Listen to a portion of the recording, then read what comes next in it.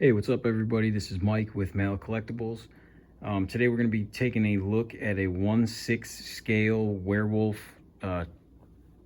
transformation resin model kit. This one I bought as a kit off of a seller from eBay. Wasn't the original sculptor. I'm not sure who sculpted this. I just bought it. I found it on eBay from someone who, like, essentially a 3D printing service. They print it out for you and ship it to you. So I don't have a ton of information on this guy other than I was just looking for model kits on eBay. I saw a couple I liked, and then I saw this one, and decided to pull the trigger on it. So I actually got this one a while ago. It sat for a while before I got it built, and then I started painting it. There was a little bit of a delay because I had an issue with my airbrush and just kind of put off finishing this guy up because I was frustrated with it, to be honest with you. But so this one was kind of been an on and off project for a little longer than I'd hoped, but I am happy with the way it turned out. It was a lot of fun to do. It was pretty straightforward. The kit itself, you can see. So this is obviously a turntable, but then there's like this black base, and then it's like rock. So the grass and the trees and everything I added myself, and I made this cross, added that myself. So if you find this kit on eBay, it'll just come. It just shows this rock base and then the werewolf. And when it came, there's this black kind of underbase going all the way around it. So I wasn't expecting that. So when I got it, I decided, that's when I saw that, I was like, it's kind of a lot of wasted space. I painted it, and I didn't really like the way it looked. I felt like it needed something, so that's when I got the idea to just try to make it like a forest scene. I think that fits, the graveyard werewolf outside scenes better anyway. So I just added the trees and the grass and stuff. The grass is a combination of stuff I found and just made. Some of it is just I bought a long time ago. I bought a set of like miniature paints, and it came with like some basing material. So that some of it's just rope I cut up and kind of made the threads way smaller to look like grass, and then cut up and mixed in. There's a little bit of gravel and stuff throughout, and then the tree, that's just actual tree branches and smaller ones that I just found outside, and tried to look for some that were interesting and kind of weird shapes and fit the piece. So the base was actually kind of a lot of fun to work on. Some of the stuff I'd never really done before. It was a little bit weird walking around my neighborhood picking up sticks. Got a couple looks from people, probably thinking, what the hell is this guy doing? But it was worth it. The cool thing was, too, I tried with these skulls on the base. I tried a different kind of technique than I've used with painting skulls before, and I really liked the way they turned out. It was pretty easy to do, and I like the results. So I think I'm going to stick with that in the future. So that was cool. I got to practice a couple of those, and I like the way it turned out. The werewolf itself was a lot of fun, challenging, but I'm happy with it. It's definitely not perfect, but it was fun to do. I like the way the nails and teeth came out, especially. I tried same thing with like the eyes.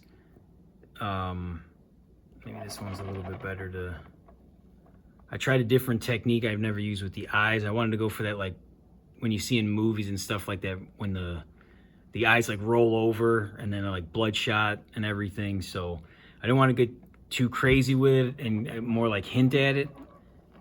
And I like the way it turned out.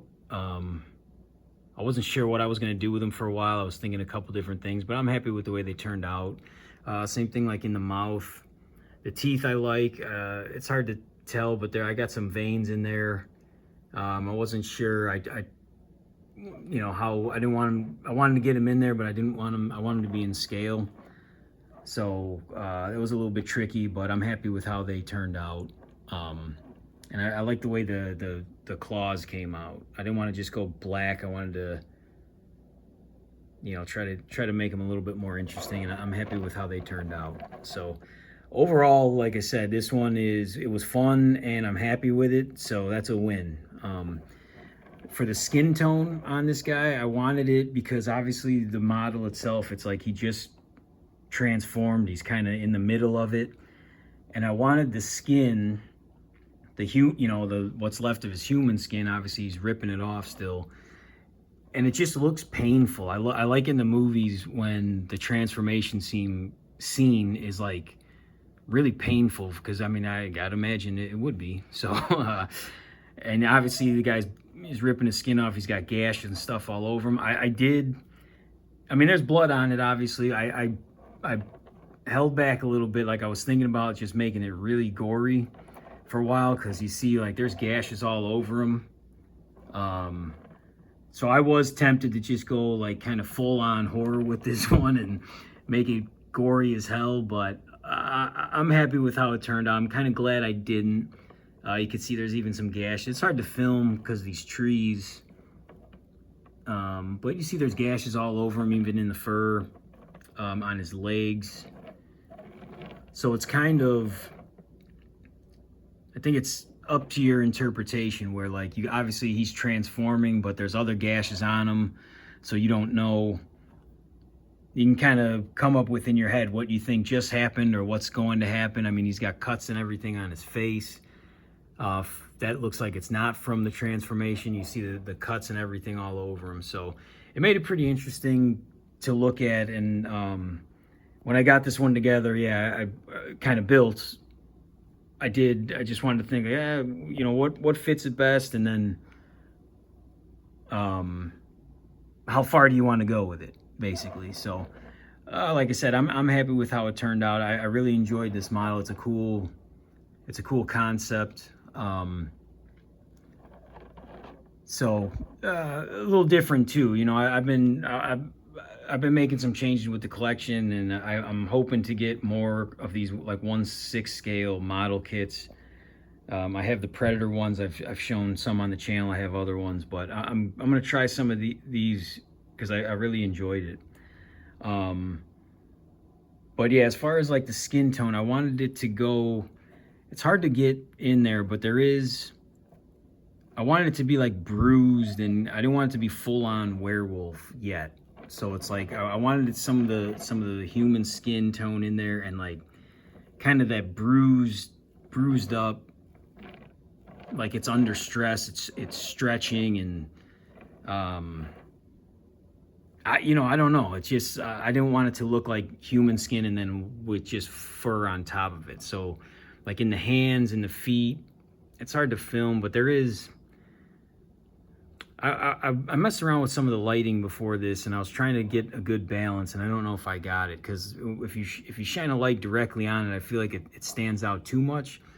But I'm having a hard time getting in right now and showing you guys, like, there is some actual modeling and stuff on the skin that's not really showing up great on camera. But it's in there. There's some veins and stuff. I was kind of happy with. Like I said, I struggled with the airbrush, just clogging and all that stuff that it does, but I was pretty happy with what I was able to get out of it as far as my skill level. And so like I said, this one was fun. It was also, like, you can see on the arm is a good spot. Like up here on the shoulder, you can clearly see the sculpt of the fur, right? It's clearly sculpted on, but like a lot of this in between on the arms, it's tough on the sculpt to tell like where exactly it goes. So I was able to just kind of freehand in with the brush a bunch of strands to like help that transition. And I was a little worried about how that was going to look, but I'm happy with how it turned out. So that was another part of this build that I wasn't entirely sure of, and I like the way it turned out. So you see like these areas in here is what I'm talking about, like where the fur ends and the skin begins. The only thing on this I'll say, and I don't know if this is the kit or if this is the seller I bought it from, but there was it was pretty straightforward. It's this arm, you know, the arms are separate pieces on the body, and then the base. That was, I think that was all the pieces. But there was in here, this arm does not, or at least on mine, would not fit the piece. And I mean, you can see, like, even as much work as I had to do, like that, his hand is not in, that should be pulling inside, that pinky finger should be inside the mouth, and I just could not get it at all, no matter what I tried to fit correctly. If I put it in the mouth, this arm, the way it's cut, it would have been way off, and it looked really weird. So even as I have it now, there was a really big gap between the arm and the cloth of this shirt that I was able to fill. And like I said, that was another, I was pretty happy with how it turned out. I do think after you put the paint, it's hard to tell. Like, I mean, I can kind of see, because I knew what it looked like before, but I mean, I think that seam was filled up pretty good. So that was a spot where I was a little worried when I got the kit. I was like, this one's gonna be tough, but I'm happy with how it came out. So, like I said, overall, this one was fun and I liked the results. So this, in the chest, I was a little bit, and same thing like with the camera, it's showing up a little bit more just solid red than it is. There is some of that fur is still coming through in person. I didn't want to just cover it red. But then I did think, like, it would be a lot of blood if you just ripped, I mean, you ripped your chest open essentially. So it's not showing up as much as I would like on camera, like the differences in the blood, sorry. Because there is some like darker in the cuts, like, you know, some like almost black, red, and then I tried to make it a little bit like the cloth is stained, so that would be a little bit different color, and it's just not showing up as well on camera as I would like. But that's, you know, that's not the end of the world. But I think my teeth were the favorite part, probably. I like the way they came out. But anyways, guys, I'll cut this one short. I just wanted to show you guys off this kit for any of you guys that are, you know, model painters or builders or whatever. I just looked on eBay. I think I started with just searching werewolf models, or I might have tried 1/6 scale models, werewolf models, and there was multiple sellers who sold this one, so I don't think you'll have a hard time finding it. But I would recommend it. It was fun. Like I said, maybe you might have that issue with the right arm that I had, but it's fixable. But yeah, if you're looking for something like that, I would recommend this one. It wasn't too expensive. I can't remember what the price was. I want to say it was like, 120 bucks maybe, but don't quote me on that, because I bought it a long time ago, so I'm not positive. But anyways, guys, thank you very much for watching. I did just, as far as the next videos coming, I did just get a message about 3 or 4 days ago from Joe Dunaway. I mentioned in a previous video, he has he's doing a Naren Predator kit for me, and he's finished with the paint. He's adding the quills, and then I should be getting that pretty soon.